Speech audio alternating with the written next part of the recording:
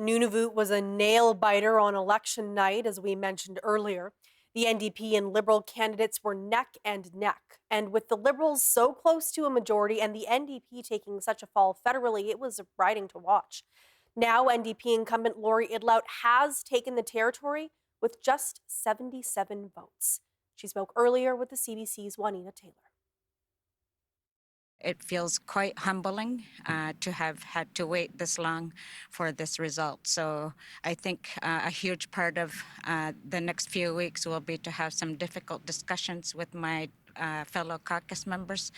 As we all know, our numbers have fallen quite a lot. So I'm thinking of all the friends that I've made in the 44th Parliament, and we'll definitely be having some difficult conversations in the next few weeks. In the end, Idlout received 37.4% of Nunavut's vote. Liberal candidate Kilikvek Kabluna got 36.5%, and Conservative candidate James Ariak got 26.1%. Last night, TJ Deer visited all the candidates in iqaluit as they anxiously waited for answers. At the Nunatasuna Kutangit Museum, supporters of NDP candidate Lori Idlout gathered in hopes of a re-election. Speaking with CBC News, Idlout discussed the needs of Nunavut to promote Arctic sovereignty. They are facing issues right now. They want to help, but they don't have enough housing, or they have to go out of territory to get medical treatment or anything else. These issues are far too many. We need to tackle them first in order for Nunavut to start joining the Arctic sovereignty movement. Over at the Aksarnit Hotel, Conservative candidate James T. Ariak held his own watch party. Ariak is looking for more support for the North from the new government.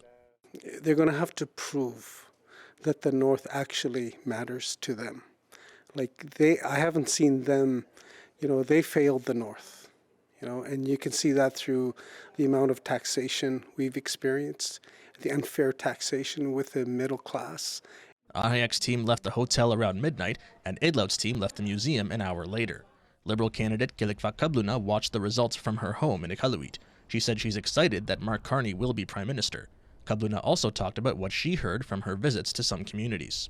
I heard quite often the concern for the high cost of living in Nunavut. I agree that it's important for Nunavut to be able to afford to live in Nunavut in a way that is comparable to anywhere else in Canada.